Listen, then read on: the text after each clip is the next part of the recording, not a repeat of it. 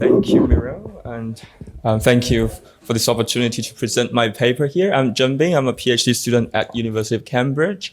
I grew up in China, did my law and economics training in Beijing, and a master in Beijing and a master at Harvard. I worked with Lessig on code as law, so I started working on social credit since like 2018.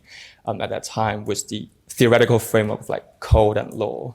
And then I went to Cambridge, working with Professor Simon Deaking, so Birmica's supervisor, who she presented yesterday on the information theory of Shannon. We share some theoretical framework, but I finished my empirical study, like my field trip. So I'm going to present both my theory and my empirical findings.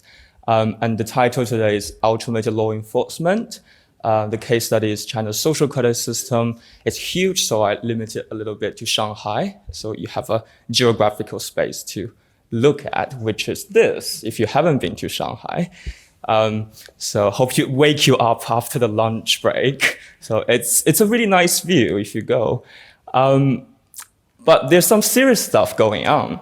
So if you go check on the Shanghai's High Court debtors list, which is online, if you read Chinese or if you use Google Translate, you can just go do a search right now and see who is on the list today, who's being public shamed as a debtor who didn't pay their debt. For example, if I owe Miro money and the court ordered me to pay back, but I didn't, then they'll put my name on the online list. So I did a random search in June. It gave me the top two name from the list. The first is a natural person, W, who has an arbitration case in 2020 and then an enforcement judgment in 2022 that says, okay, you didn't really pay back your debt from the arbitration verdict, so now you're on the blacklist. And the second is Shanghai Feng. It's a corporation that's manufacturing.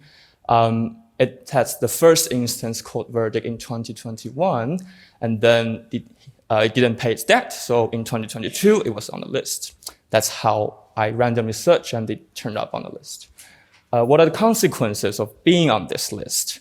First, so your transactions can be refused. As an individual, if I'm in Shanghai, I wouldn't be able to buy high-speed trains, or I can't buy flight tickets, which started respectively from 2014 and 2015.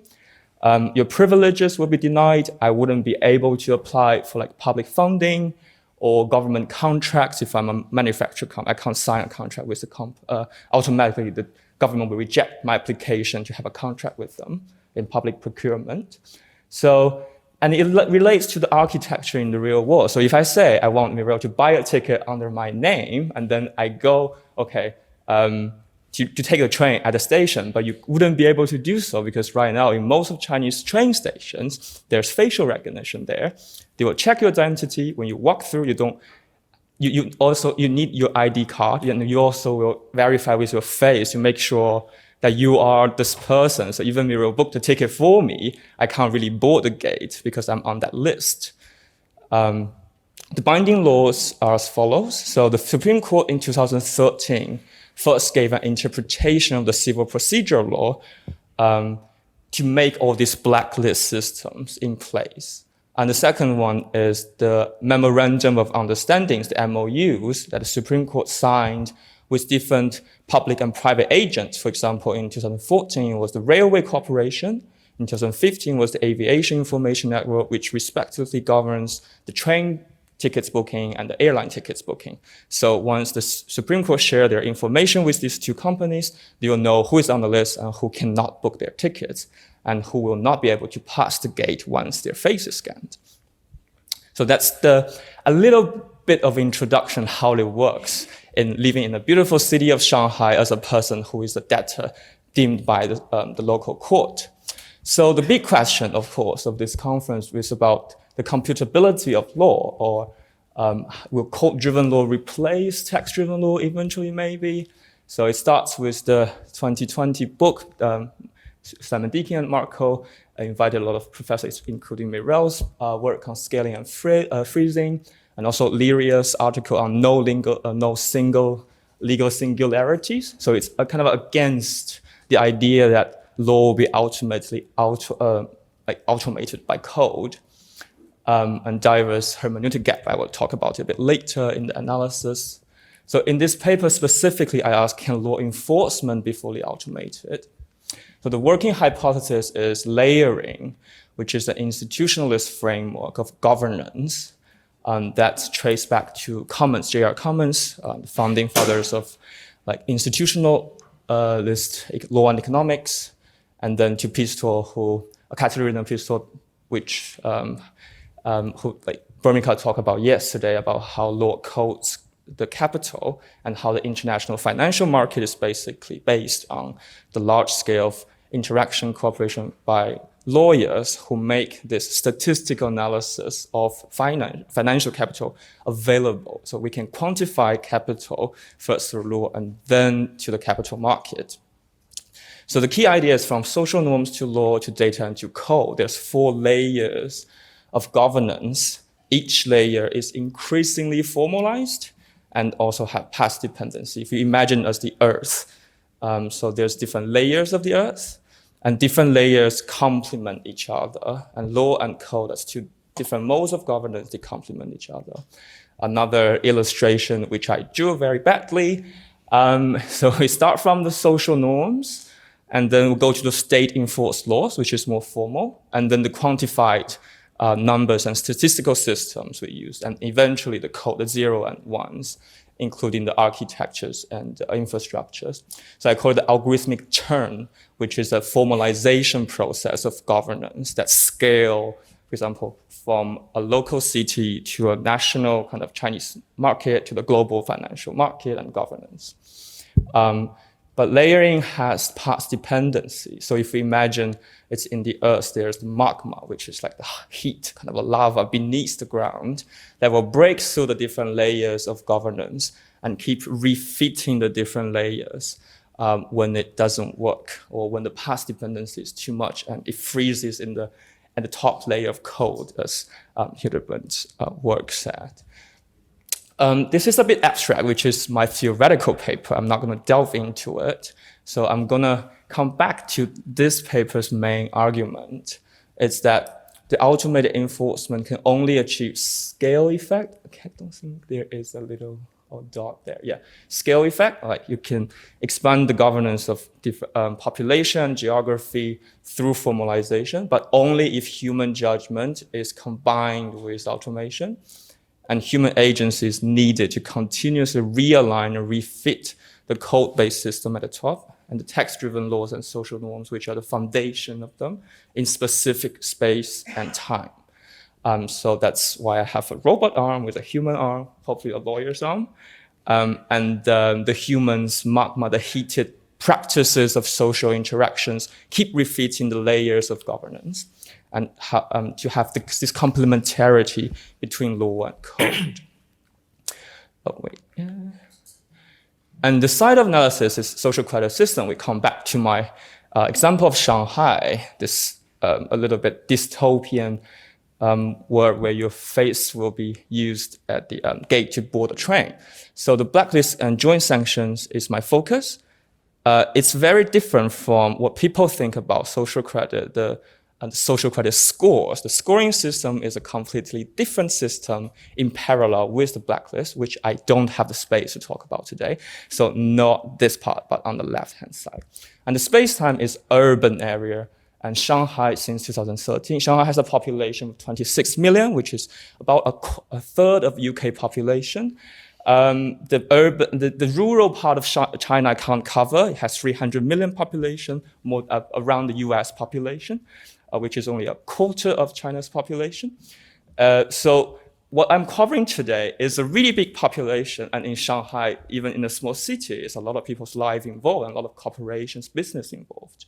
My interviews are conducted after in 2021, April. And keep going to the scope. I reviewed the literature in Chinese and English on the social credit. We have a lot of online research about blacklists and joint sanctions. We also have comprehensive analysis, including the scoring system, especially the 2019 Modern Law Review paper comparing different countries with Europe and America. Also, there's grand serialization of defining social credit data state. reputation stake, blah, blah, blah. There are a lot of authors writing about it in these years. However, there are two gaps. So first, there's not really a work that analyzes this using the frame of code-driven law automation.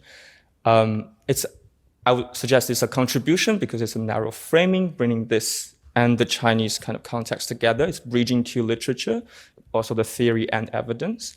And second, there's very limited field-based empirical evidence. So a lot of people have online research, did some field research, but not really a detailed working of SCS, especially from those who supervise, operate, and who are accountable for this system.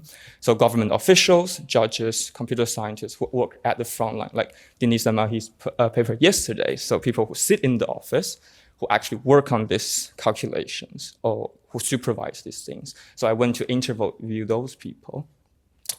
So my method is combination of doctrinal, online archive, and interviews. They're mostly not recorded. They're typed in Chinese, and I make the transcript immediately after the interviews. So it's face-to-face. At that time, it was still possible to travel freely. There were in 9 settings within 15 interviewees. But why Shanghai? It has the longest social credit system since 1999, with a social credit system law regulation passed by the local legislature after 2017. And it's also in a very developed kind of economic region with a very stable rule of law system. So when you compare to cities like other places in Europe or America, it's rather more similar. That's another photo of Shanghai. Why I choose this method briefly from Ostrom's kind of large field work about commons, basically. She mentioned how this non-replicable data points provides rich information into things, and especially reveals how social norms and code can interact in real-life situations. So we see the agents, the humans, the organizational networks, and the behaviors. And to see law in practice from adjudication to enforcement. That's Ostrom, the Nobel laureate in economics. And so in the first part, I discussed how social credit system is automated and what does the flowchart look like. So if you look at Chinese Civil Procedure Law Article 255, it has an article saying, okay, you need to, you can share your information of the court judgment with credit agencies, with other public agents and banks for their sake of like risk analysis, right? If I owe money to Mirel, a bank would want to know that before they give me another loan. So the Civil Procedure Law says you can share those information. And the Open Government Information Regulation also require that. And under this, in 2013, the Supreme Court says, okay, we're going to interpret that article saying you don't only can do that, you have to do it. Now we force every local court to make this online system base that will tell people saying, okay, Zhenbin is on the list, and they will push my information to the local agencies, for example, the House Benefit Agency or the like tax agency, and they will all have the information on their phone, like a push notification, like on your phone, telling me, okay, this guy is listed. You should be aware of his risk in further like financial. Oh, 2 minutes, okay. The penalization, like I said, different agencies will be able to like automate their processes of like blocking my transactions or privileges under the memorandum of understanding. So this is, don't panic, this is a lot of information, but basically it says in the adjudication part, we have human judges, human tribunal arbiters, we have regulatory like officers, and then you have human enforcement procedures, which also have appeal systems. But once the blacklist is embedded after 2013, they go into the human-machine hybrid enforcement, where you have public shaming by the database, you have push notification by infrastructure, and you have joint sanctions by different agents, like the train station or the airlines preventing to board the gates. So this is a flowchart of how from a judgment is made to enforcement and to the final actual legal effect, or we say consequences. Impacts, there are scaling efficiency that's briefly mentioned, but there are 3 negative impacts from the interviews. The first one is code rigidity. So this is a quote from the interviews. We can slowly go through them a little bit.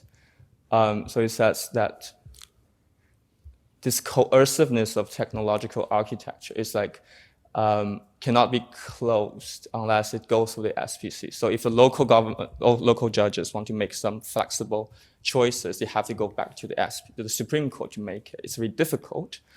It might not be the best for a company's development because you want to have a company be able to make loans to get money and then pay back that debt. If you just forbid their of future opportunities, it's really difficult. So it's like the code is a bit hard to structure if it's like in a triangle, you can't really interpret it. The human disincentivization or de-skilling of the judges says, once you have this blacklist, enforcement judges will stop doing their jobs. They'll become lazy, basically. They'll say, well, just throw the things into it because I have such a big backlog and everybody doesn't want to have a backlog of cases in their work. And they'll say, if we put it on the blacklist, it will be much easier for us. And this resulted in the growing of the database. As you can imagine, if every judge does that, you say, okay, if we have this new thing, the code will do it for us, then why should I go chase like the debtors like me and to say, okay, pay back to Mirel, pay your debt. They would not do that. So the official said, even there's 3% of the population, imagine in Chinese population, that's gonna be a lot of people. And everybody will say, okay, if I meet a person on the street and he's also a debtor and being listed as dishonest, I will say, okay, there's so many of them. Are we really dishonest or are we just being in a very disproportionately capitalist world? We don't want to apply to these rules anymore. We'll say this is a not very legitimate system. So this is a problem of institutional capacity. A funny picture of a horse trying to load a lot of things on its back, but when it loads too much, it kind of loses the sense. It can't really go forward anymore. -3 minutes. Okay, -3 minutes. So I'm going to wrap up very quickly. So there's spatial layering, as we mentioned, across different spaces. It's really hard to use a simplified code to like determine every situation. It's really hard to appeal as well. You can't just tell the machine, say, you made a mistake and I want to board the train.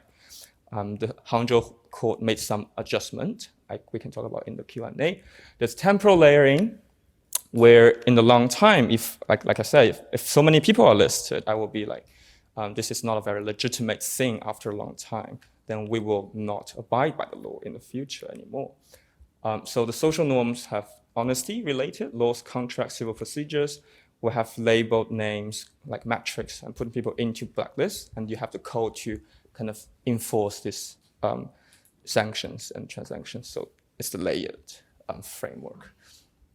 And the human agents, like the lava in between, that will keep refitting these different layers. And yeah, so we can talk about diverse theory a little bit in the Q&A if you want. A recap, so human judgment and machines work in coordination to achieve scale effect, and agencies needed to refit these different layers and to achieve complementarity. Okay, thank you. Sorry for the time. Thank you very much.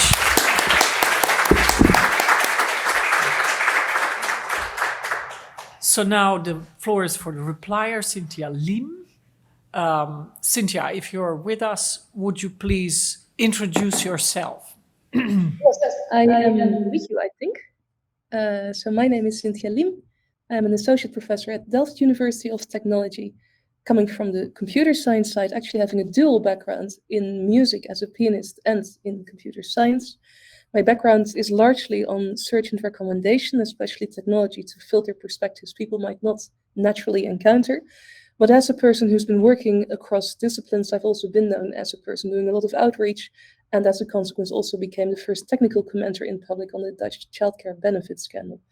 So it is my pleasure to comment on this paper. I am very sorry not to be with you in person. Here in Delft, we have an education visitation coming up, and I need to be in a panel being briefed on that at 1:45, sadly. But anyway, I am here with you digitally. And thanks a lot to Zhenbin for this paper and also the very interesting insights in the social credit system in Shanghai. When I was looking through this paper, on the one hand, the social credit system does sound like a faraway, foreign, maybe dystopian system. At the same time, when reading, I did think of many associations and parallels to questions I have seen and encountered and discussed here in the Netherlands. So throughout my reply, I will also try to liken those together and start a discussion on that. So as a first note, and something I really appreciated, for once, this was not a paper on algorithms. It actually was much more about automation and the impact of that. No big buzzwords, maybe not necessarily even very smart things, but much more procedure of automation and its consequences. When looking through that, I did wonder what exactly maybe that current new novel or problematic aspect of the turn towards automation would be. If I looked in the paper, there was this discussion of automated enforcement, using computational code to translate operations of law enforcement into machine-readable forms, while reducing human labor. But still, I can imagine intermediate ways that are maybe not as highly, fully, smartly automated that may match the same definition, and I'm not sure if it's deemed the same. For example, I did see arguments about the reduced labor on the side of judges, with arguments being made that they simply input structured data or labels on the names of the debtors into the debtors list. Do the judges do that themselves, or will they actually ask intermediate human administrative supporters to do that? Also, is this not already being done in other similar administrative procedures? In universities, you often send lists to other people to input in the system. What if then also the consequence would be a digital encoding but in email? Is an email machine readable? I do think that there is a bigger aspect of scalability and layering in the particular story, which is more problematic, which is different, but just with this definition, I'm not yet sure if we can make that distinction. To me, it seems that the key would be this automatic push that's happening at scale, the scalability and layering story, which is bigger, faster than if this were a paperwork or many intermediate buttons being pressed type of procedure. As mentioned, it can reduce potential weak links in the middle, those passive human agents who don't do their jobs well, but as already also being argued quite clearly, these same advantages also form the bigger risks on which we have to think. So, for example, in this initial step of filing a case, it does seem in the story that dormant info could be collected on which there is some justification, but it's still too vague to really trigger enforcement, and only later you can trigger it. But how strongly justified will such a trigger be? And here in the Netherlands, we had issues with that in the benefit scandal. There was a blacklist, the fraude-signaleringsvoorziening, that actually basically was a blacklist of human suspicions that were not very much founded, but still part of data that got into training of people being suspect, with all the consequences later, where it was part of a stream where other streams actually were way more justified. So I do wonder whether there might be similar risks in this story. If an initial decision is not so well correct or not well founded, will it already ripple through in ways beyond control? Will human agents get to notice and indeed being incentivized at all to come back to that? Also, what if it might be correct but not entirely be on the person? I'm again thinking of a very recent discussion in the Netherlands about debtors regarding the energy crisis we have. Depending on regulations, it may be that by January or April, we may trigger an enormous amount of people in big debts because they cannot pay their energy bills. What then? Would this also just trigger unseen or not? With my shared background in the cultural world, I'm also thinking of the current discussions on AI-generated art. There have been many people being uncomfortable with this. You give a prompt, there is a lot of art coming out of that. Is it plagiarism of the people you trained the machines on? People have been countering it, but well, if I see something in real life, I like it, I can make something based on it, I'm inspired by it, I'm not doing plagiarism. But is the issue with the machine taking over the patterns, or the fact you press a button and you can generate 1,000 different ones, making it really hard for an artist to appeal whether this is deemed plagiarism or inspiration? This also relates a bit to questions of architecture that I'm also seeing in the paper. There are discussions about a centralized architecture maybe being problematic. It's heavy, it's slow. I would go along with that, but in a decentralized architecture, you do need very good protocols on what gets to be stored and shared and updated. And if somewhere along a distributed chain things will change, how will the rest of the system know and update? Also, with the current frame of you only have to invest once into the code and the infrastructure, you are at risk at seeing it as a one-shot project, with maybe little interest in active maintenance beyond just keeping the system alive, but not actively updating it if things will change. Finally, as a final remark, I want to point out that systems do have different stakeholders associated to them. And with the current paper, we did very much see that the social credit system is thought from the perspective of a high-level enforcer. So you see that there are bigger incentives to put people on the list and taking them off them. The threshold to appeal for citizens becomes much more high.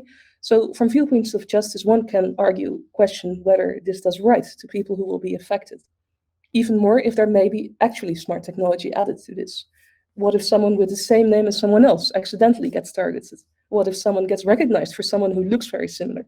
Those questions are not yet now here, but they may in the future. And going back to the layering metaphor, I also can imagine this becomes a more urgent discussion to have when the social norm aspect is not so crisp or uniform, and it's justified to have human-to-human discussions about this. So one of the promises you always see when people speak about digitalization and automation is that you scale computationally, so you reduce the mundane human input, and human brains can be freed up for less mundane tasks that are meaningful and that need actual intelligence. The latter point typically, however, is also forgotten when scaling and efficiency are the only values upheld. So I do wonder here whether we are at risk of that, whether in terms of entering that human, there are good ways to do that and how we should do it then. So getting that concrete, I think, will be the big challenge. And I'd be very happy to now go into the discussion with this.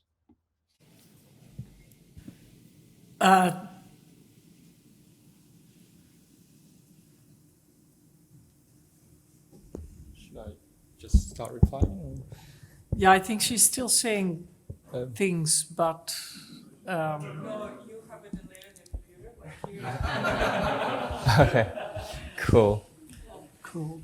Okay, yeah, thank you, Cynthia. It's such a nice feedback. And I think I've got about 4 points I would try to respond, and I probably need to clarify some points I didn't quite get. So starting with the third one, I think it's the easiest to answer about the mistakes, like what if someone else get targeted who looks very similar or names are similar. So there definitely gonna be mistakes in this situation. Like I said, if you have a really long stream of automation and then the only place where you can appeal is at the enforcement judges, not at the downstream enforcers, there's definitely gonna be mistakes happening.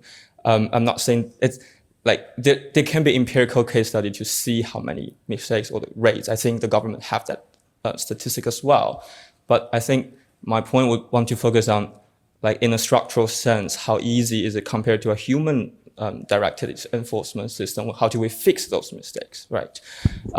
So the system of stakeholders from a text-driven to a code-driven context, how do we compare them? And about the first question, I think you mentioned the bigger risk, right?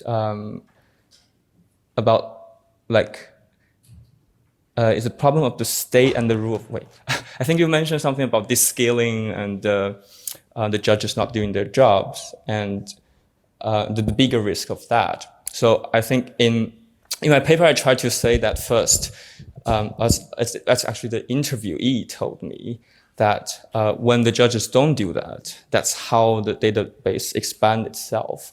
That's kind of the reflexivity of law is like missing there. So if you don't give the judges their obligation to say you have to put people out of the list, like Muriel mentioned yesterday. Law is not just giving power, but also make the powerful having some restraints.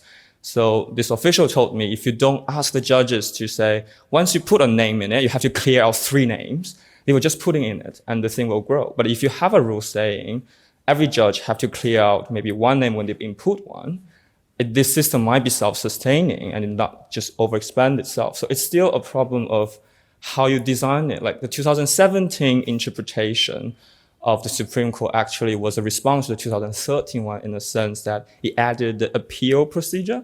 So a lot of complaints were happening in those years. You say, oh, if I'm on the blacklist, how do I appeal? Like, is it going to be an administrative process or a judicial process?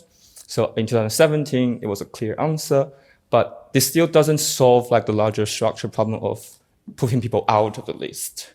That's what I'm trying to say, how this disincentivization and the overcapacitated institution are related. For your second and fourth question, I didn't quite get the, so you mentioned about the energy crisis and debtors in the net. Can you make a bit clear about how the analogy was drawn? Yeah, so let's say there can be situations with debtors in terms of the energy crisis where indeed, arguably, there is debt happening, but it might actually be, let's say, deemed that this is a problem of a bigger system than a problem of an individual. Of course, I'm not sure to what extent there will be similar cases. This is a particularly, special one, but by the policies that are put now on energy companies on being tolerant or not and how people pay their bills, we may create an issue later if there isn't, again, a stronger policy. I don't want to call it, it's not a law, I think, but a policy that clearly says how tolerant we're going to be by a certain point on this matter, or how human we're going to be on a certain point. And depending on how bureaucratic this is, there was this discussion that now by April, I think people would have to pay debts that they now have, but they now get grace periods, but then it accumulates. And it may cause a huge issue in April. I can imagine that such things could happen, that these bigger effects happen. Someone doesn't foresee it. And then people will be like, oh, we do want to revert this. In a system like you are mentioning, if it would scale all across, can you easily get back to that? Or will you create a huge wave then everywhere, basically, where there may need to be some, cool down or reflection before you can actually trigger that next step? Yeah, I think that's a really valid point, and especially I think I made a point about what if the law itself is really bad. It's like if the contract law itself or the procedures are not very well enforced. For example, in another city in the rural China where the court's not even very independent compared to a Shanghai court, would the judges abuse their power, right? So before enforcement, there's a larger problem of systematically first whether the law is good in itself, and second, whether it's applied in specific courts, not abused by certain local authorities. So I think these are big general questions we have to address, especially the normative ones as well. It's just, my paper was trying to say, understanding all these limitations of human structures and our society's kind of institutions has the self-expandatory kind of tendency, or like a capitalist capital market self-expanding bubble kind of tendency in the legal system as well. How do we, from the enforcement perspective, see where are the intervention points we can see human play a key role? For example, the judges, or how the court in the enforcement procedures, they also have the three. If I can go back to slides about the streamlined process of the flow chart, you will see there's buffer zone. That's why I think Lawrence framework of hermeneutic gap is important, because in this scaling of efficiency and fast speed enforcement of a system that can already be very flawed, you need certain buffer zones to slow down, to say, okay, there is some problem. Maybe in the energy kind of situation as well, you would say there are a lot of nuanced cases you haven't dealt with, but you just put people on the list. So yeah, I was trying to say, under all those circumstances, we think how we compare, in a constraint case of enforcement and how it's automated. Yeah. And for your last point, sorry, I think you mentioned the risk of entering,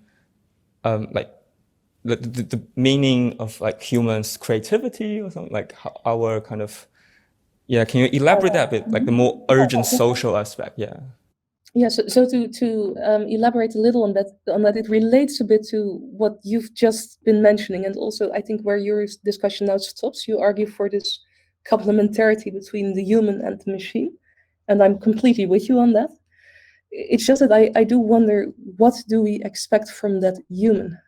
What is that human also being used to be in a world that's now a lot about skill and efficiency? You do see often the technology makes the human lazy indeed. You don't have to do too much, you don't have to think too deeply, you just trust the system to do these things. But often when new technology is proposed that indeed takes burden off you mentally, sometimes there's been this promise that then you don't have to do these bad tasks that are simple things and they're repetitive and stupid, and you can rather do something nice with your brain, or something deeper, or something more nuanced or more meaningful. We have I don't think we've seen that working very well. Also in search and recommendation, we've been pushing content to people, they like it. As a consequence, they forget to take effort to find something new. Similarly, I wonder here, what would you like the human to do? Should a human indeed only control and go along with the system and still be as efficient as can be? Or will there be this counterpart where you may say, well, so I now outsource human labor to spending more time on things that are more difficult, that maybe need more bigger moral discussion or judgment or more human measures. So I just wonder to what extent that would be an issue here. I was trying to make the point that human interpretive, like the hermeneutic gap is basically based on human interpretation. You have to read the text, you have to think about it, talk to people, the judges will elaborate and have a deliberation process, and then have a public hearing, have people discuss it. So that all takes time. And this is also involved in social settings and humans' creativities in making arguments. That's also I think Miro mentioned yesterday, the rule of law has to have speed check and performance in it to make understandings between each other. So that why I put in the conclusion is a specific spatial temporal environment. For example, in this space and time, we are sharing certain meaning and context that form social norms of it, that gives our discussion meaning. But in the machine's context, they would just say, okay, let's get this finished, and then let's go to do something else, or make something like make money, or some purpose in that sense. It wouldn't understand the time spent here as meaningful, but human interpretive kind of capacities or kind of elaborations ingrained in the rule of law. That's why rule of law is an important layer, I believe, in this structure. It protects human agency, it gives us the time and space to do these things, and to think about the nuance instead of just like let the machine keep scaling it. But because it's not really meaningful for us, it's meaningful for the machine, but it's not meaningful for a human society. That's what I'm trying to say, why law is also a special kind of protector of this human agency, of giving us time basically to have hermeneutic gap, to interpret things. That's the affordance of law's protection, I guess. Mm-hmm. Yeah, I would argue, though, that maybe beyond law, again, more in terms of policy or surrounding organizational culture, there still could be issues there. Even looking at academia, for example, we have these reform movements going on here that discuss, like, also, well, say, scholars having to be also more acting in the public interest or doing outreach. Yet, if they are only going to be evaluated on how much grant money they bring in or how many papers they publish, they will not take their time to go talk to schools, right? So even here, in terms of those judges, I can imagine a similar situation, especially when skill and efficiency are so important. So if we want for the people to spend that time, but we will only look at how many files they process or how many people they put on the list, it might just make the incentive a little harder. So there I do wonder if between law and practice, also these things will have to be thought through. Yeah, I have 3 questions from the audience here and perhaps some in the chat. So I would like to move to that because otherwise we have to move to the next paper. Professor Otto Schozo.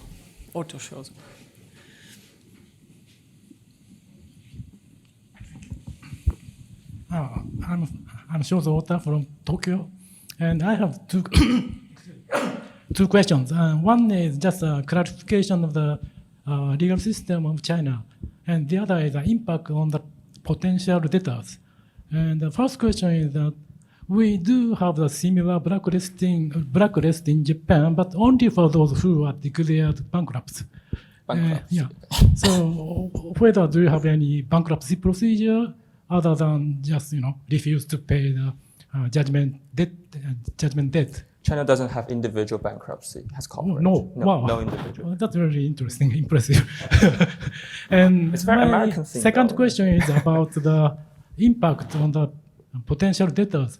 Usually that kind of blacklisting is introduced for encouraging the debtors to pay.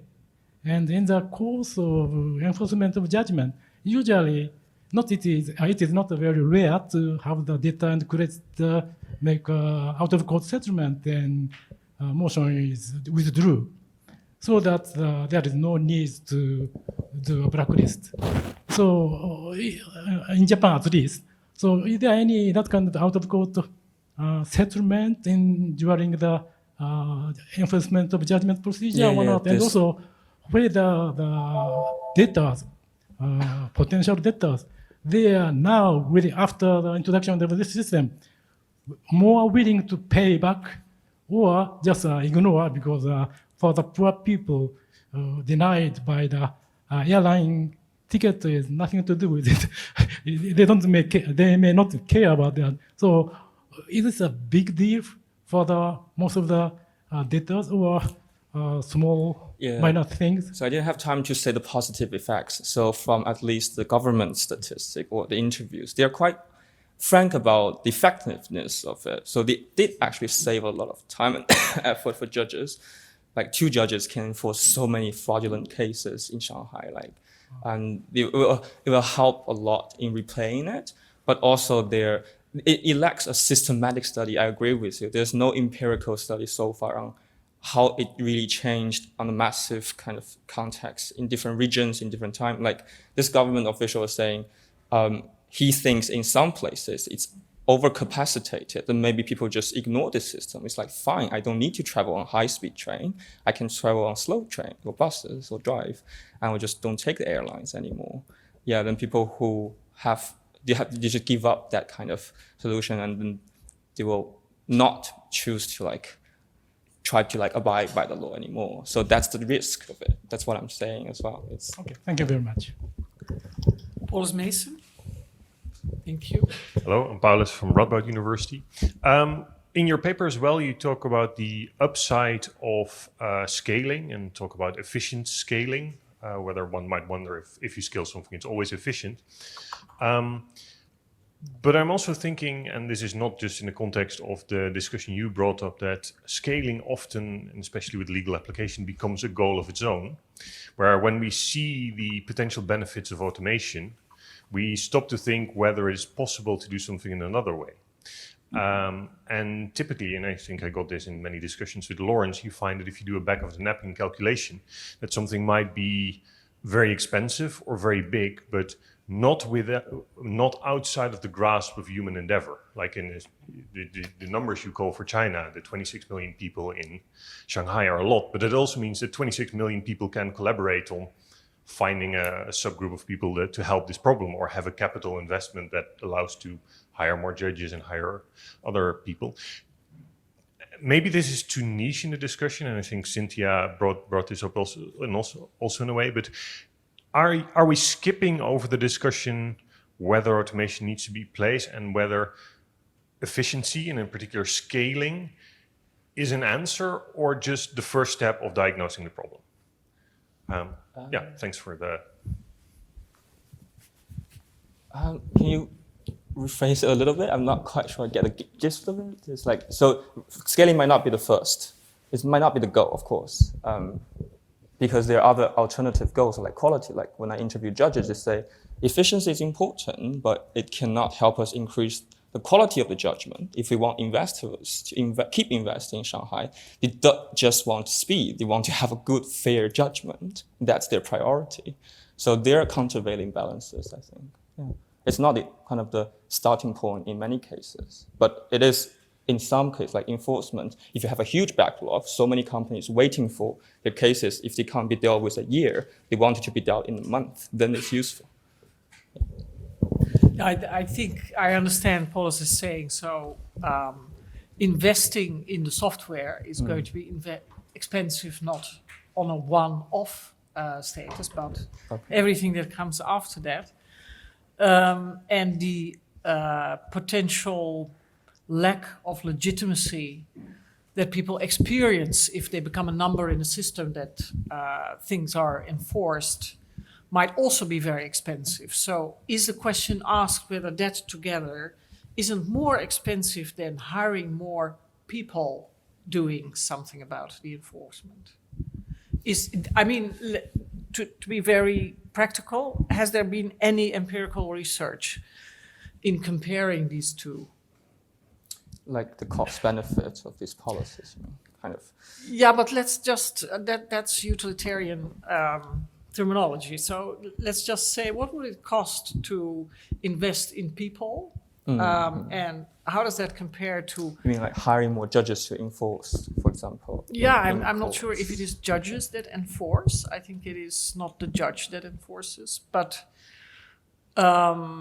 has this even been considered? Is this considered an option, or is the idea, well, we are doing things like this now and it doesn't work, so let's automate because that's the latest thing. Yeah, that's the thing. Like if you say Shanghai with a huge amount of money, with public funding, they can definitely say, oh, if we can hire a few more, it's not judge enforcement judges. They're like specific in Chinese court system. They're different from adjudicative judges. Because they're more like admin judges. They make decisions on enforcement cases. These people, it's partly easier to train compared to those who make adjudications. But with a place where even a court's funding is very limited, like if not Shanghai, in a poorer city, you might find this much easier to do. But I'm not sure if I get the point of, because you're saying there's alternative ways. It's easier to say it when you have a lot of resources, I would say.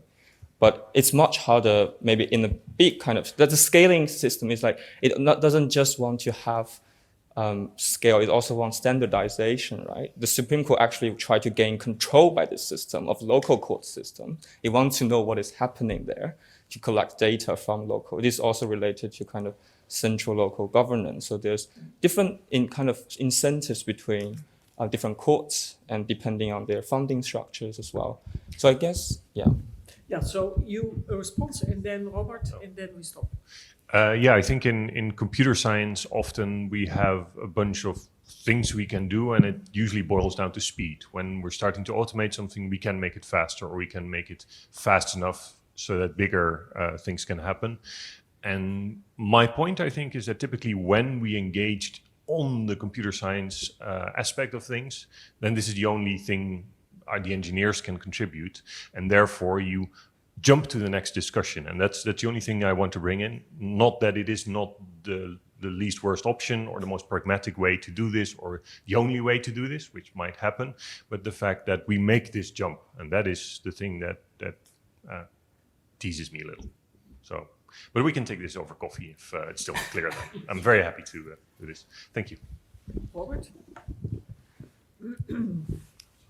Hi, thank you for your talk. It was very inspiring. I would like to make some comparison with the situation in the Netherlands.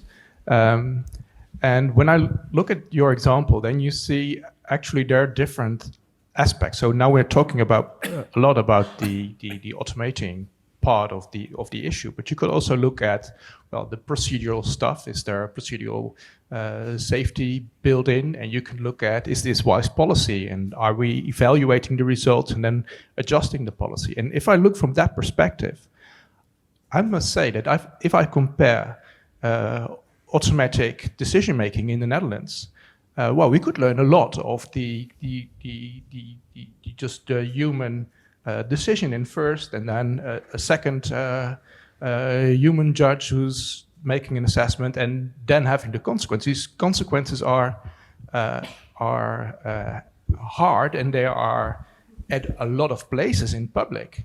But I can mention, well, at least 5 examples of where we do serious stuff to people, where, well, the ways of getting out of these automatic decisions are at least as difficult as in the example that you present. So I would like, so that's for me was a big eye-opener, that the idea as China as, well, a totally different state of law as it is, of course, also is than Europe and the Netherlands, that the quality of the procedure is of really high standard. Thank you. That's very interesting. I'm not giving you the last word. Sorry about that. That was a great discussion again.